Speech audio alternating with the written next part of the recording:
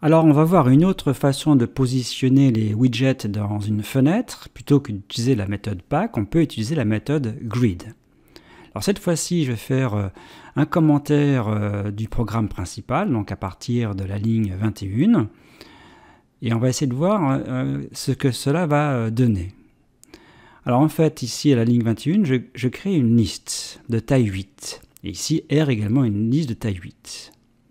Là, je crée une fenêtre, ça sera donc ma fenêtre principale.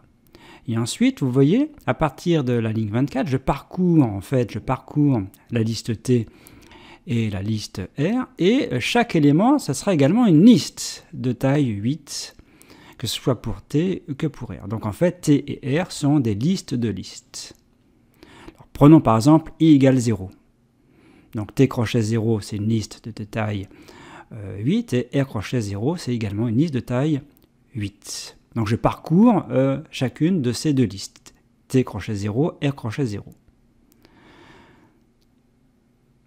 Alors par exemple, première valeur de J, c'est 0. C'est-à-dire, T crochet 0, c'est donc le premier élément de la liste T crochet 0. Eh bien, ce sera un canvas, avec ici le master et les options.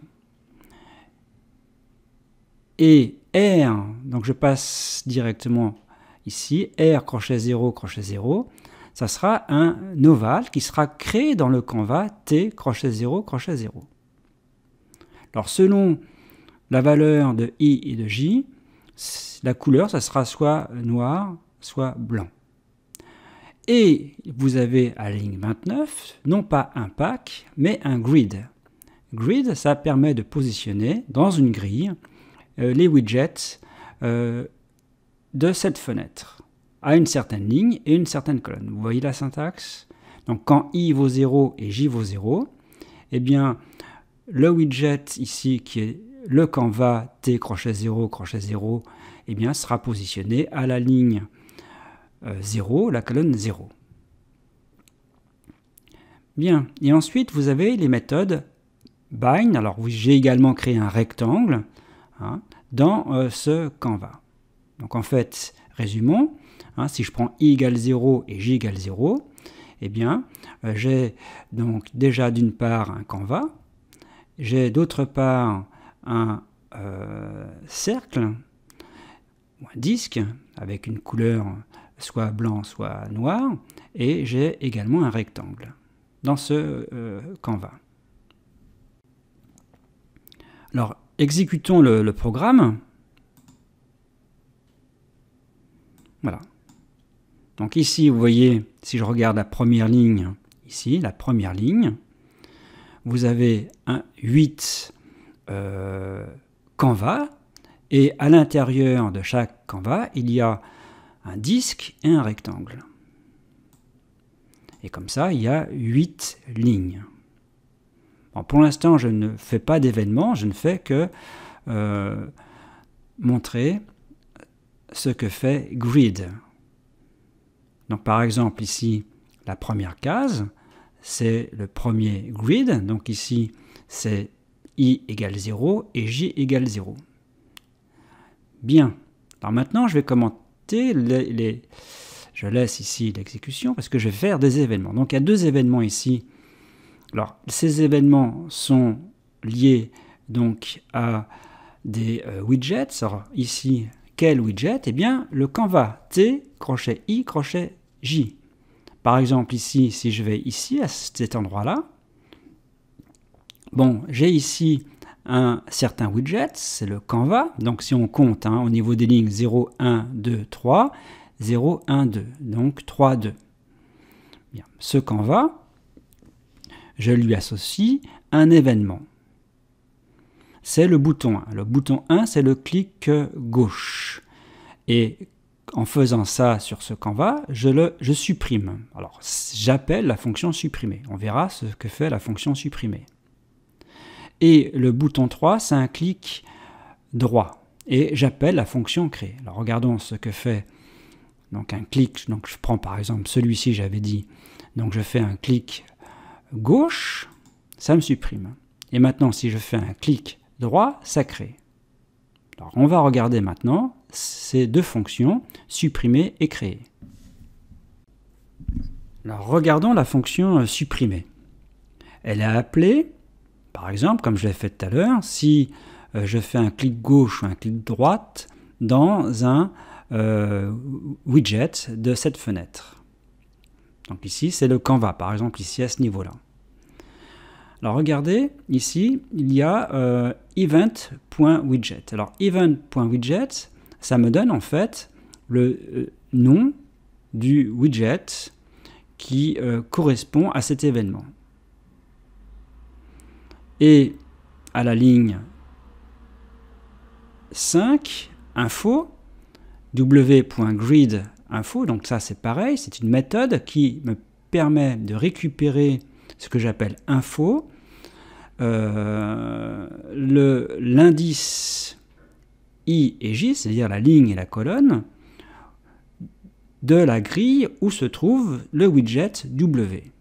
Alors regardez que j'ai affiché ici le type de info, c'est un dictionnaire, donc c'est un type de données que l'on n'a pas vu, c'est ce qu'on appelle un dictionnaire. Et j'ai mis ici à la ligne 9 print IJ, ça me donne 2, 2, ce sont bien des indices. Alors comment je récupère I et J? Eh bien I et J, regardez la syntaxe, donc je vous laisse regarder la syntaxe.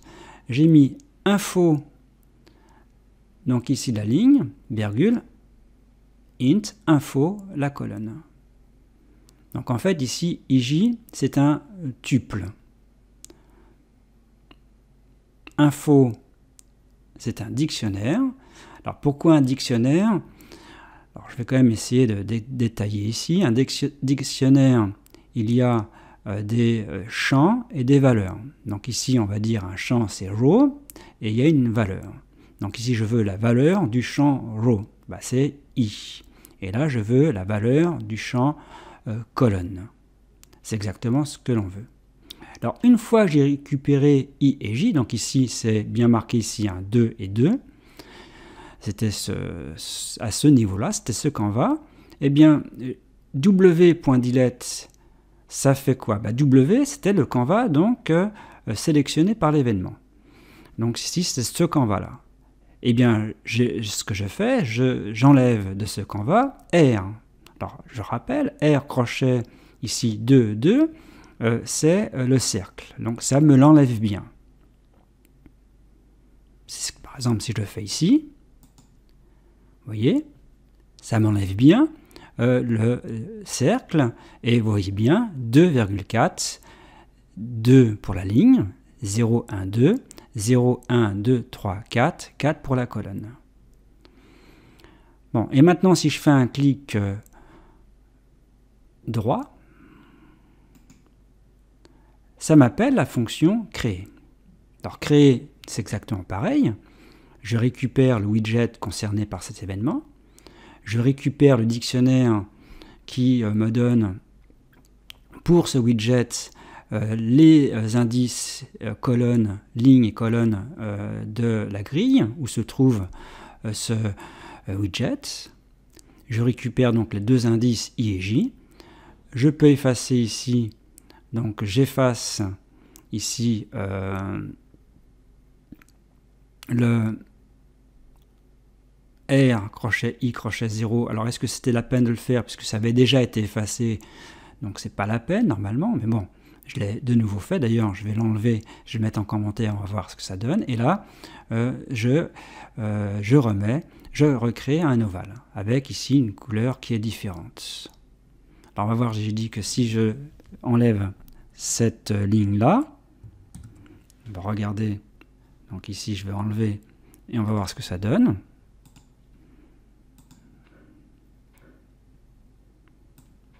Donc, je fais ça, et donc ça j'ai fait un clic gauche, clic droit.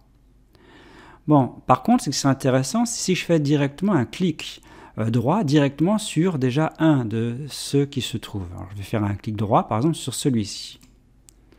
Alors, vous voyez, ça n'a pas effacé. Donc, c'est pour ça que j'avais mis cette ligne W dans le cas où on fait un premier clic droit avant de faire un clic gauche. Bien. Alors, dernière chose, comment je fais l'alternance? Eh bien, c'est avec le if.